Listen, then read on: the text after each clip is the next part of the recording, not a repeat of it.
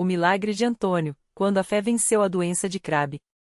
Antônio tinha apenas 4 anos quando os médicos deram o veredicto que abalou sua família, leucodistrofia de células globoides, mais conhecida como doença de Crabbe. Uma enfermidade rara, degenerativa e, na maioria dos casos, fatal.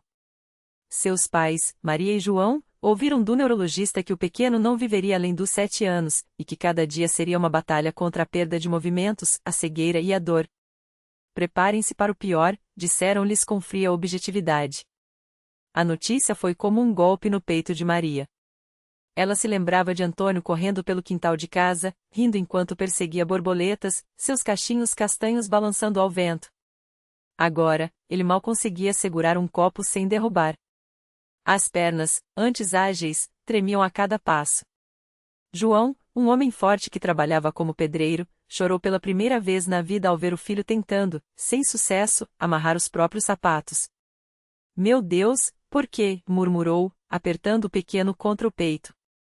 Foi então que Dona Rosa, uma vizinha de muitos anos, bateu à porta deles com um prato de comida e um convite que mudaria tudo: venham conosco domingo à congregação cristã.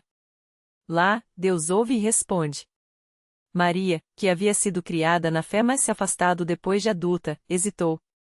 João, que nunca pisara numa igreja, franziu a testa. O que adiantará, Dona Rosa? Médicos não podem fazer nada. A velha senhora, com seus olhos cheios de uma sabedoria que só os anos e a fé podem dar, respondeu: mas Deus pode. E Ele não desampara os seus. No domingo seguinte, eles entraram pela primeira vez na pequena sala de cultos da Congregação Cristã no Brasil. O lugar era simples, paredes brancas, bancos de madeira enfileirados, sem altares chamativos ou instrumentos musicais. Os irmãos e irmãs, vestidos com modéstia, as mulheres com saias longas e cabelos presos, os homens de camisa social, cantavam a capela um hino que Antônio, mesmo doente, parece ter sentido no coração: louvai ao Senhor, todos os povos, exaltai, ó, todas as nações. A voz do ancião, um homem de cabelos grises e postura serena, liderava a reunião com uma autoridade tranquila. Maria seguiu tudo com lágrimas nos olhos. Quando chegou a hora dos testemunhos, irmãos se levantavam, um a um, para contar como Deus os havia livrado de dívidas, curado de enfermidades ou consolado em lutos. Um jovem falou sobre como, após ser demitido, encontrou um trabalho melhor no dia seguinte à oração. Uma senhora idosa contou que sua neta, dada como perdida pelos médicos, acordou do coma após os irmãos jejuarem por ela. João apertou a mão de Maria. Eles falam como se Deus estivesse aqui, agora, sussurrou. No final do culto, o ancião convidou os que tinham necessidades a se aproximarem para oração. Maria levou Antônio nos braços até a frente. O menino, frágil, encostou a cabeça no ombro dela enquanto o ancião impunha as mãos sobre ele e orava com uma fé que não deixava espaço para dúvidas: Pai Celestial, tu que saraste os enfermos e ressuscitaste os mortos, olha para este pequeno. Não é da tua vontade que ele sofra. Em nome de Jesus, restaura seu corpo, dá-lhe saúde e força. Amém. Os irmãos ao redor repetiram o amém em uníssono, e Maria sentiu algo que não experimentava há anos, uma paz que ultrapassava todo entendimento. As semanas seguintes não foram fáceis. Antônio continuou a perder forças, e os médicos insistiam que a doença era implacável. Mas Maria e João não faltaram a nenhuma reunião. Toda quarta-feira, na ceia do Senhor, eles partilhavam do pão e do vinho, lembrando do sacrifício de Cristo e renovando a esperança. Toda sexta-feira, no culto de doutrina, ouviam as palavras dos apóstolos sendo explicadas com clareza, e a fé deles crescia. Um dia, após um culto de batismo nas águas onde vários jovens se entregaram a Deus com lágrimas de arrependimento e alegria, o ancião aproximou-se de João.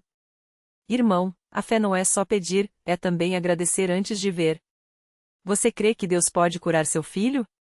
João, com a voz embargada, respondeu: quero crer, irmão.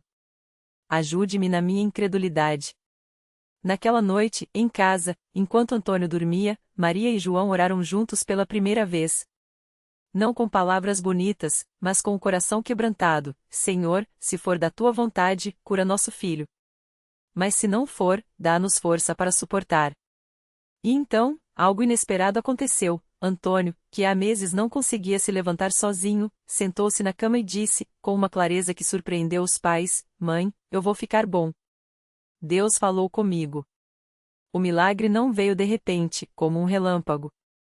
Veio como a aurora, devagar, mas incontestável. Na consulta seguinte, o neurologista, espantado, constatado que a degeneração havia parado. Isso não faz sentido, murmurava, revendo os exames. Os níveis de enzima estão estáveis. É como se a doença tivesse regredido. Antônio começou a recuperar os movimentos. Primeiro, conseguiu segurar uma colher sem tremer. Depois, deu seus primeiros passos sem apoio. Em 3 meses, corria pelo mesmo quintal onde antes tropeçava. Os médicos o declararam em remissão espontânea, um fenômeno tão raro na doença de Krabbe que virou caso de estudo em revistas médicas. Mas na congregação, ninguém se surpreendeu. Foi Deus, disseram os irmãos, com a mesma simplicidade com que falavam de qualquer outra bênção.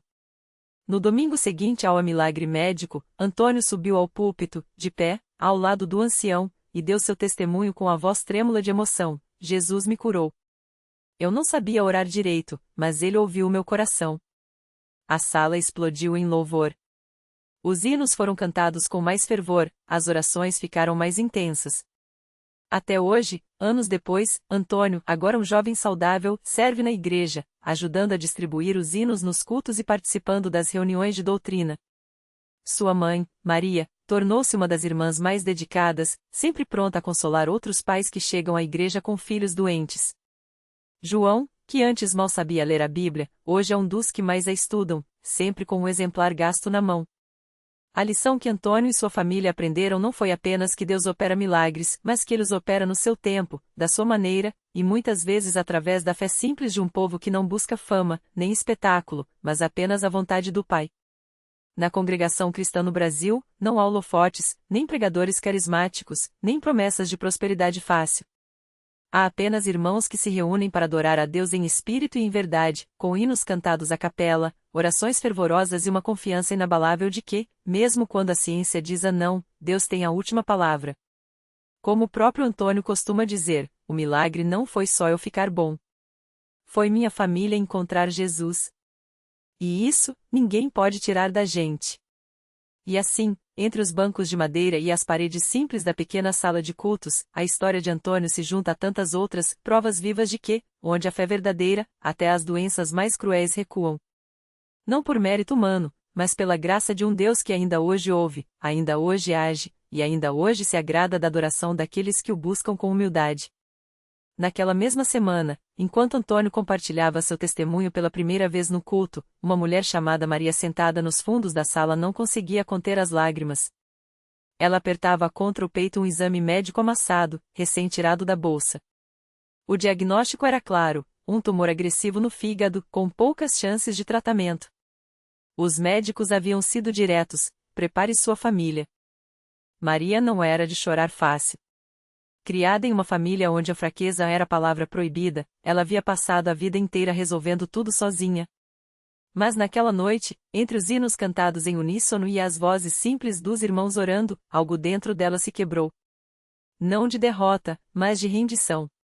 Pela primeira vez, ela sentiu que podia soltar o peso. Quando o pastor pediu que quem precisasse de oração se levantasse, seus pés tremiam, mas ela se pôs de pé. Não houve espetáculo. Nenhum irmão correu até ela gritando. Apenas o pastor, com sua voz calma, colocou a mão em seu ombro e disse: Irmã, Deus conhece seu nome e sua dor. Ele não está surdo. Então, a congregação inteira se ajoelhou.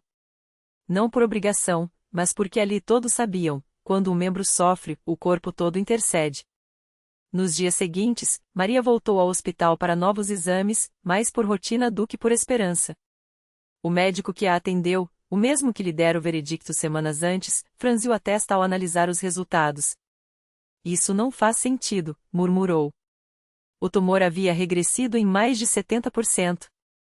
Remissão espontânea foi o termo que usou, mas seus olhos evitavam os dela, como se temesse o que aquela palavra espontânea não conseguia explicar. Maria não discutiu. Apenas sorriu e guardou o exame na bolsa, ao lado da Bíblia que agora não saía de suas mãos. Naquela noite, ela voltou à igreja não como uma visitante, mas como mais uma filha da casa.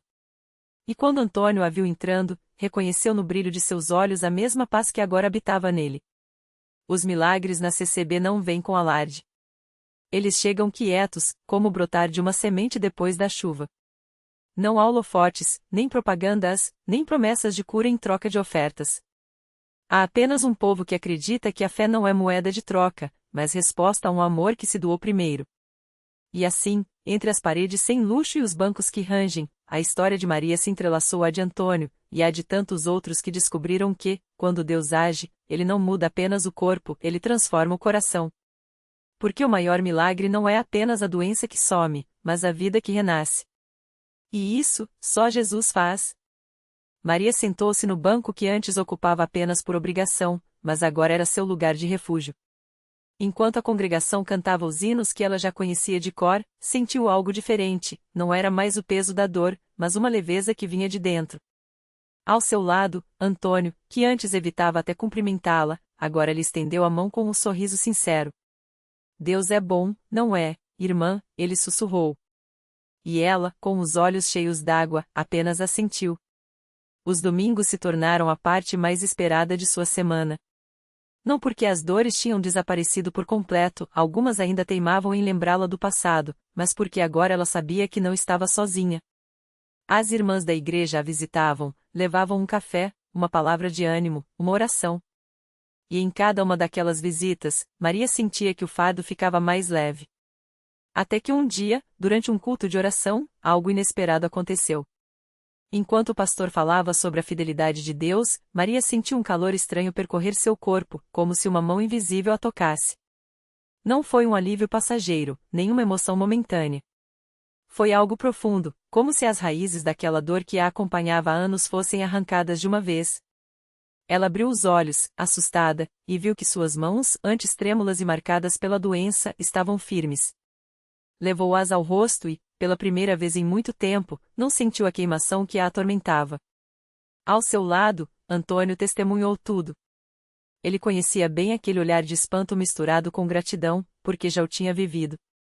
Sem dizer nada, apenas apertou seu ombro, como quem diz, eu sei. Deus fez. No final do culto, Maria se levantou. Não foi para contar a todos o que havia acontecido na CCB, os milagres não são anunciados com trombetas, mas compartilhados com humildade, entre irmãos que entendem que a glória é só de Deus. Ela procurou o pastor, e com voz firme, disse, eu quero servir. Quero que outras pessoas saibam que ele não desiste de ninguém. E assim, a mulher que entrou na igreja arrastando os pés pela dor se tornou uma das primeiras a chegar nos cultos, sempre com um sorriso e uma palavra de esperança para quem precisava. As pessoas notavam a mudança nela, não só pela saúde recuperada, mas pela paz que agora transbordava. Alguns, curiosos, perguntavam como tudo havia acontecido. Maria apenas respondia, vem e vê. Deus está aqui, e ele não muda. Antônio, que já não era mais o mesmo desde que encontrou a fé, agora via sua própria história se repetir em outros. Ele e Maria começaram a visitar os enfermos do bairro, levando não só orações, mas o testemunho vivo de que Deus ainda opera milagres, não da forma que o mundo espera, com espetáculo e barulho, mas no silencioso quebrantar de um coração que se rende a Ele. E a igreja continuou simples, como sempre foi. Sem cortinas de veludo, sem palcos reluzentes, sem promessas vazias. Apenas um povo que acredita, que ora, que chora e que celebra juntos, porque sabe que o maior milagre não está em ver o mar se abrir, mas em sentir Deus segurar a mão de quem pensava estar sozinho. Porque na CCB, os milagres não são contados, são vividos. E cada história, como a de Maria e Antônio, é um convite para quem ainda não entrou. Aqui, Deus não só ouve como responde.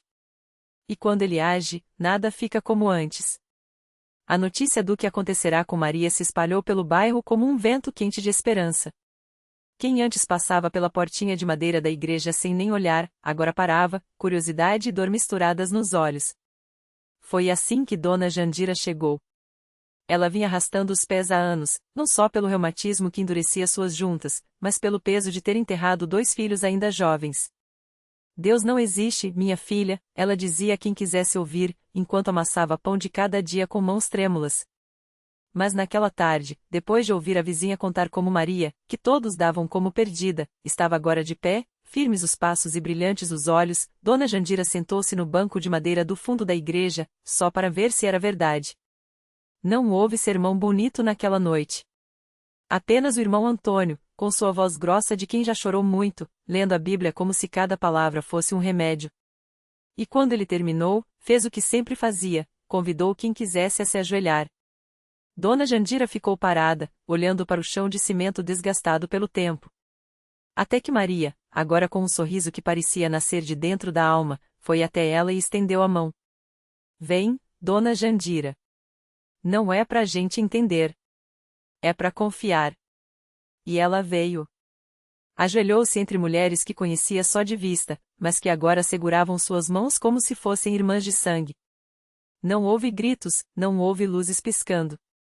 Apenas silêncio, lágrimas e a voz baixa do irmão Antônio orando: Senhor, o Senhor vê o que nós não vemos. O Senhor sabe o que nós não sabemos. Quando Dona Jandira se levantou, não foi porque sentiu algo mágico. Foi porque, pela primeira vez em anos, sentiu algo diferente, uma quietude no peito, como se alguém tivesse tirado um peso que ela nem sabia que carregava. Nos dias seguintes, as dores não sumiram de uma hora para outra, mas o desespero, sim. E ela voltou. E voltou de novo. Até que, numa manhã de domingo, enquanto ajudava a arrumar as cadeiras depois do culto, percebeu que estava cantando. Baixinho, desafinando, mas cantando. E isso, para ela, foi mais milagre que qualquer cura instantânea. Enquanto isso, o jovem Lucas, que todos na igreja já chamavam carinhosamente de o menino das perguntas, não aguentava mais guardar sua dúvida. Com 12 anos e um coração cheio de fome por respostas, ele puxou a manga da camisa do irmão Antônio depois de um culto. Irmão, como a gente sabe que é Deus que está fazendo essas coisas? E se for só sorte? Antônio se ajoelhou na frente do garoto, olhando nos seus olhos como quem olha para algo precioso. Lucas, você já viu quando a gente joga uma pedra no lago? Faz onda, né? Agora imagina se alguém jogasse uma pedra no meio do oceano. Você ia ver a onda lá na praia? O menino balançou a cabeça, confuso. Pois é, Deus não é uma pedra pequena, filho. Ele é o oceano. Quando ele mexe, a onda chega até onde a gente menos espera. A Maria estava no fundo do poço, Dona Jandira estava seca por dentro, e olha elas hoje. Isso não é sorte, Lucas. Sorte é ganhar na loteria e ficar igual. Milagre é Deus tocar a gente e a gente ficar novo. Lucas não entendeu tudo, mas guardou aquelas palavras como quem guarda uma semente. E algumas semanas depois, quando seu pai, alcoólatra há 20 anos, entrou pela primeira vez na igreja arrastado pela mãe, foi o filho quem segurou sua mão tremula e sussurrou: Vem, pai. Aqui tem um Deus que faz onda no oceano. E assim a igreja continuava. Não porque tinha respostas para tudo, mas porque tinha um Deus que nunca deixava uma pergunta sem esperança. Não porque prometia vida fácil, mas porque mostrava que, mesmo no que parece morte, há um caminho. Porque na CCB, os milagres não são como fogos de artifício que iluminam o céu por um instante e depois se apagam. São como o sol da manhã, chegam devagar, aquecem a terra, e quando a gente menos espera, já estão fazendo brotar vida onde só havia terra seca. Naquele domingo, o pai de Mateus entrou arrastando os pés, com o cheiro de cachaça ainda grudado nas roupas. Os irmãos não viraram o rosto, não murmuraram. Apenas sorriram e indicaram um banco na frente, bem perto do púlpito. A mãe, com as mãos trêmulas de tanta oração, sentou-se ao lado dele, enquanto Mateus, com seus 12 anos de fé pura, não soltou a mão do pai nem por um segundo. O culto começou com hinos que falavam de perdão e de um Deus que não desiste de ninguém. E quando o pastor começou a pregar sobre a mulher samaritana, aquela que foi buscar água e encontrou a vida, o pai de Mateus sentiu algo estranho no peito. Não era vergonha, não era medo. Era como se uma mão invisível estivesse apertando seu coração, não para machucar, mas para acordar. Na hora do apelo, quando o pastor perguntou quem queria entregar a vida a Jesus, a mãe de Mateus fechou os olhos com força, como se estivesse segurando o mundo nas palmas das mãos. E então, devagar, bem devagar, o pai se levantou. As pernas tremiam, as mãos suavam, mas ele deu um passo. Depois outro. E outro. Até chegar ao altar, onde caiu de joelhos e chorou como um menino. Não foi um choro de fraqueza. Foi o choro de quem carrega 20 anos de dor nas costas e, de repente, sente o peso ser tirado. Os irmãos se aproximaram, colocaram as mãos sobre ele e começaram a orar. Alguns falavam em línguas, outros apenas choravam junto. E Mateus, ali do ladinho, segurou da mão do pai e sussurrou: Eu te falei, pai. Ele faz onda no oceano. Nos dias que seguiram, a mudança não foi instantânea. O vício não soltou suas garras de uma hora para outra. Houve noites de luta, momentos de fraqueza, vezes em que o cheiro da cachaça voltou a assombrar a casa. Mas agora havia algo diferente, uma igreja que não desistia, uma mãe que orava sem parar e um filho que, toda noite, antes de dormir, lembrava ao pai: Lembra da onda, pai? Ela vem devagar, mas ela vem. E a onda veio. 3 meses depois, o pai de Mateus estava de pé no batistério, com uma túnica branca e os olhos brilhando de uma maneira que a família nunca tinha visto. Quando o pastor o mergulhou nas águas, foi como se aqueles 20 anos de escuridão fossem lavados. E quando ele saiu, sorrindo, com os braços levantados, a igreja inteira explodiu em glórias a Deus. A mãe chorava sem parar. Mateus pulava de alegria. E o pai, com a voz grossa de emoção, apenas repetia: Valeu a pena, meu Deus. Valeu a pena. Porque na CCB, os milagres não são contos de fadas. São histórias de gente comum que, quando menos espera, descobre que Deus está escrevendo algo novo em suas vidas. E assim, como o sol que nasce todos os dias, a graça continua chegando devagar, mas com força para transformar até o deserto mais seco em um jardim. O milagre não terminou ali. Nos dias que seguiram, o pai de Mateus voltou a enxergar não só com os olhos, mas com o coração.